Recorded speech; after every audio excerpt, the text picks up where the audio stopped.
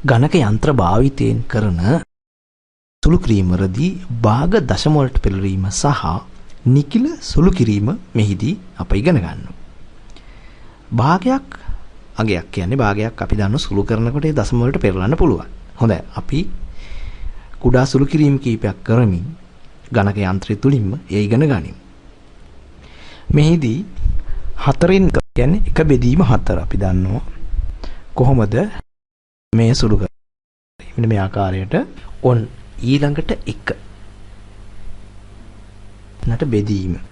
බෙදීම ලකුණ ගණකයේ සඳහන් වන්නේ එල ඉරකින් කියලා. අපිට බලා ගන්න පුළුවන් මේ විදිහේ එල ඉරකින්.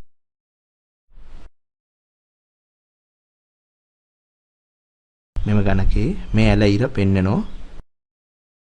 ඔබට පේන පැහැදිලිව දැන් එහි මුද්‍රණය බෙදීම ලකුණ. ඊළඟට 4 සමානයි අපිට පිළිතුරක් ලැබෙනවා 0.25 කියලා. හොඳයි අපි බලමු ගණකයේ ඇසුරින් කොහොමද ඒ අපි ලබා ගන්න කියලා. දැන් බලන්න මේ ගණකය මම මෙහි පෙන්නනවා මුලින්ම 1 ඊළඟට බෙදීම 4. ඊට පස්සේ අපි සමාන ලකුණෙන් බුවට පස්සේ 0.25 කියන පිටුතුර අපට ලැබුණා. අපි නවත් ගානකට යමු වෙනු. 1 බෙදීම 3 කියන කොහොමද අපි මේ සුළු කරන්නේ?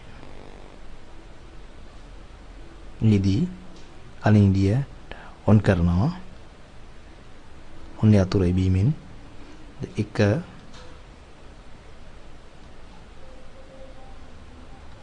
රස බෙදීම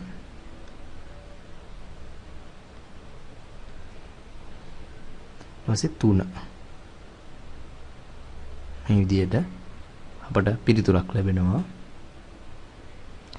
0.3 වශයෙන් මේ විදිහට දිගට යන පිළිතුරක් ලැබෙනවා. අපි මේ සුළු කළ බලමු මේ විදිහට 1 බෙදීම 3 සමානයි. දීර්ඝ වශයෙන් දශම 3 දිගට මේ විදිහට එනවා. අපි ගොඩක් වෙලාවට මෙය පෙන්වුම් කරන්න මේව සඳහන් කරන දශම සංඛ්‍යා වටයලා 0.3යි 4 වශයෙන් අපි වටයලා පෙන්වන අවස්ථා තියෙනවා ගණිතය කර්ම කිරීමේදී. හොඳයි. අපි තවත් ගණනක් බලමු. 7 බෙදීම 12. මේ භාග සංඛ්‍යාව. කොන් කරනවා 7 පළමු ඉලක්කම. අපි සඳහන් කරනවා බෙදීම ඊළඟට අපි 12 අතුල් කරනවා මේ කොටුවේ. අපිට ලැබෙන පිළිතුර කුමක්ද බලමු. 0.5යි 8යි 3යි 3 කියන අගය තමයි. අපි එය සුළු කරලා බලමු මේ විදිහට. 7 බෙදීම 12 මේ විදිහේ පිළිතුරක් ඔබට ලැබෙනවා. මම හිතන්නේ ඔබ දැනට තේරුම් ගන්න ඇති භාග කොහොමද දශම වලට පෙරලීම කරන්නේ. ඊළඟට අප යොමු වෙන්නේ නිකිල සුළු කිරීමට. බලමු මොනවද මේ නිකිල කියන්නේ. මේ නිකිල කියනවා ධන හෝ ඍණ අගයක් සහිත සංඛ්‍යාවට අපි කියමු ඍණ නිකිලයක්. 3 ඍණ 4 ධන නිකිලයක් කියනකොට 3 4 විදිහට දක්වන්න පුළුවන්. දැන් අපි කොහොමද ගණකයේ ඇසුර නිකිල සුළු කරන්නේ? හොඳයි. මේ ගණකයේ තුල ඔබට දක්නට ලැබෙනවා මෙන්න මේ ආකාරයේ ධන හෝ ඍණ ලකුණ. ඒ කියන්නේ ධන හෝ ඍණ ලකුණු දෙකම එකට තියෙන කුඩා යතුරක්. මේ කහ පාටින් පෙන්වන මේ යතුර මෙන්න මේ යතුර. මේ යතුරේ බීමෙන් තමයි අප ධන හෝ ඍණ ලකුණු කරන්නේ. නමුත් මෙහිදී වැදගත් දේ තමයි ධන ලකුණු කිරීමට මේ යොදීමට අවශ්‍ය නැහැ. ඍණ ලකුණක් දෙනකොට මේ යොදන්න වෙනවා. අපි කියමු 5 ඍණ ලකුණ මේව යොදන්න පුළුවන් මේ යොදීමේ. යට ඒවා 5 ඉදිරියෙන් ඍණ 5 බවට පත් වෙනවා. මෙන්න මේ ආකාරයට මම ඔබට පෙන්වන්නම් මේ මම රතු පාටේ ලකුණු කරන්නම් මෙන්න මේ ආකාරයට. මෙන්න මේ ආකාරයට මම මේ රතු වෙන පාටකින්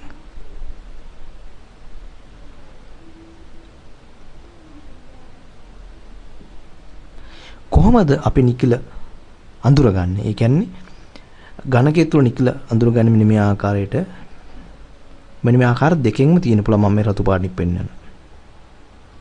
ඒ කියන්නේ මෙන්න මේ විදිහට ධන ඍණ ලකුණු මේ විදිහට ධන ඍණ ලකුණු පෙන්වලා පුළුවන්. හොඳයි. අපි බලමු ඊළඟට මෙන්න මේ ඝනකයෙන් කොහොමද නිකිල සංඛ්‍යාවක් සුළු කරන්න කියලා. අපි නිකිල සංඛ්‍යාව ලියාගෙන ඉමු. එතකොට අපිට ලේසි. ඔන් කරනවා 6 ඊට පස්සේ ධන හෝ ඍණ මේ ආකාරයෙන් වන යතුරු තද කිරීමෙන් අපිට ගන්න පුළුවන් ඍණ 6 කියන එක. මම කලින් සඳහන් කරා ඍණ 5ක් ලබා ගන්න හැටියට පරිගණ ගණකයෙන් තුලින් පෙන්නුවා. ඒ විදිහට ඔබට මෙය ලකුණු කර ඉගෙන ගන්න පුළුවන්. දැන් අපි කුඩා ගානකට යමු වෙමු. 4 ධන 4න් මෙන්න මේ විදිහට ඍණ 25. කොහොමද මෙම ගාන සාදන්නේ? අපි මුලින්ම මේ විදිහට ඔන් කරගන්න. ඊළඟට 4 ඊළඟට එකතු කිරීම ධන ලකුණ. ඊළඟට 25.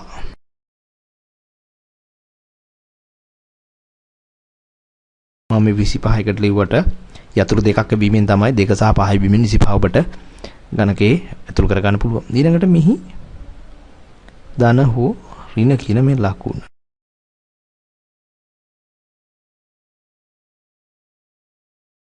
ඊළඟට අපි නැවත සමාන ලකුණු. දැන් පිළිතුර කුමක්? පිළිතුර ඍණ 21 තමයි අපිට ලැබෙන්නේ.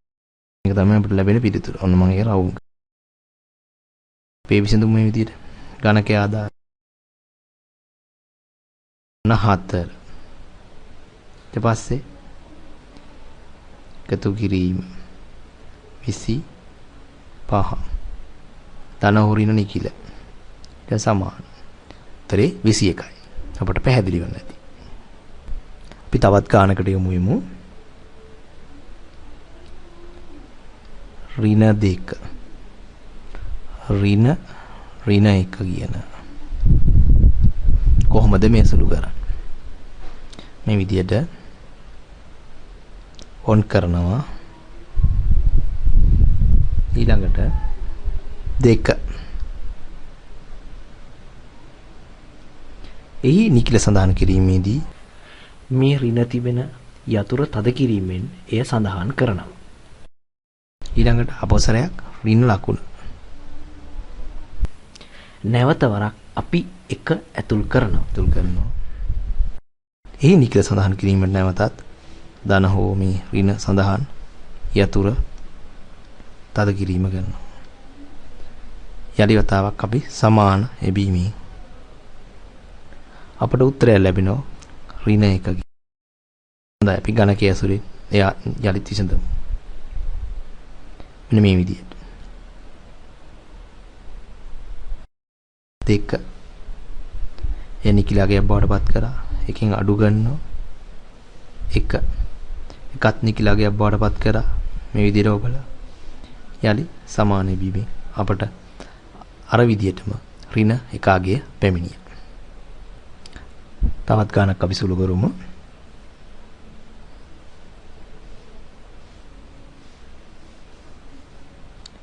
ඍණ 14 බෙදීම ඍණ 7. කොහොමද අපි කරන්නේ? ඔන්න උන් කරා 14 ඊ ධන හොරින නිකි. යතුරේ බීමෙන් සඳහන් කරනවා. ඊළඟට බෙදීමේ ලකුණ. ඊළඟට 7. දැන් මේක ඍණ 7නේ. එය නිරූපණය කිරීමට ධන හෝ ඍණ නිකිල යතුරු යලිත් අද කිරීමෙන් අපි සමාන ලකුණක් අද ගන්නවා. ඔන්න අපිට උත්තරේ ලැබෙනවා 2. මේ රවුන්ඩ් කරන්න පිළිතුර. හොඳයි. අපේ මේ විදියට හදමු මේකේ. ඔන්න වෙලා තියෙන්නේ 1යි 4 ධන හෝ ඍණ නිකිල එබුවා. ඊළඟට බෙදීම. ඊළඟට 7. 7 තියෙන්නේ ඍණාගයක් එකේ එය පෙන්වීමට ධන හෝ ඍණ නිකිල බවට පත් කිරීමට ඍණ නිකිලයක් බවට පත් කිරීමට මෙය යතුරු භාවිත කරන. යලි සමාන ලකුණ. ඔබට පිළිතුරු 2 ලැබුණා. ඍණ 4 වැඩි කිරීම 25 උත්තරේ ඍණ 100. කොහොමද ගණකයේ ඇසුරෙන් මේ අපි විසඳන්නේ? මේ විදියට අපි ඔන් කිරීම කරනවා. ඔන් බටන් එක භාවිත කරමින් ඊළඟට යලිත් අර ධන හෝ ඍණ නිකිල ඇතුළත් යතුරු එබීම සිදු කරනවා. වැඩි කිරීමේ ලකුණ මේ ආකාරයෙන් එබීම සිදු කරලා දැනට 25 මේ විදියට වැඩ ඇතුල් කරනවා. ඉන්පසු සමාන ලකුණ මේ ආකාරයෙන් එබීමෙන් ඍණ 100 කියන අගය පිළිතුරට අපට ලැබෙනවා. දැන් මේ ගණකයට අපි ඊට සඳහන් දත් ඇතුල් කරලා කොහොමද බලමු ඒ සුළු කිරීම සිදු කරන්නේ. මේ විදියට ඔන් වෙලා තියෙන්නේ. මෙතෙන්දී අපට පෙන්වන්න සිද්ධ වෙනවා මෙම ගණිත කර්මයේ දෙස බැලුවම ඔබට පේනවා ඍණ 4 වැඩි කිරීම 25 ඍණ 100 කියන අගය ඇවිල්ලා තියෙනවා. හොඳයි. මෙම ලියා නිම කරන ලද ගණිත කර්මයේ විසඳීමේදී කොහොමද අපි ගණකේ භාවිතාවෙන් කරන්නේ? මේ විදිහට අපි ගණකයේ මුලින් ලබා ගන්නවා. මෙහි ඔන් කිරීම කරන්න ඕනේ. ඔන් වෙලා තියෙන්නේ මෙම ගණකයේ මෙහි මුලින්ම ඍණ 4 ලකුණු කරනවා. විදියට ඒ බුවා 9 ඍණ 4ක් බාට දැන්පත් වුණා. ඊට පස්සේ අපි වැඩි කරනවා 25. අපිට එනවා ඍණ 100 කියන අගය. මම හිතන්නේ ඔබට එය හොඳින් තේරුම් ගන්න හැකි වුණා. දැන් මෙම ගාන විසඳීමට ඍණ 4 15න් වැඩි කළා ඍණ 10න් බෙදනවා. මේ කිරීමේදී මුලින්ම ඔන් කරනවා. ඊළඟට 4 ඉලක්කම ඊළඟට ඒ ඍණ බවට පත් කිරීමට නිකිල දැක්වීම සඳහා අපි උපයෝගී කරගන්නා යතුරු උපයෝගී කරගෙන එය 15න් වැඩි කළා. බෙදීම සිදු කළා. ඊට පස්සේ ඍණ 10 print කළා ධන ඍණ විදියට මේ විදියට ආවම අපිට පිළිතුරු ලැබෙනවා. අපි මෙන්න මේ ගණකයෙන් සිදු කරලා බලමු. 4 ඍණ 4 බවටපත් වෙනවා. ඊළඟට වැඩි කිරීම 15. ඊළඟට අපි මේ බෙදීමට ලක් කරනවා. බෙදීම 10. එම 10 ඍණ නිකිලයක් බවට පත් කරලා මේ විදියට ගත්තාම අපට උත්තරේ 6 වශයෙන් ලැබෙනවා. මම හිතනවා දැන් ඔබට ගණකයේ ඇසුරෙන් එකතු කිරීම, අඩු කිරීම, බෙදීම සහ වැඩි කිරීම නිකිල සුළු කර හැකිය කියලා.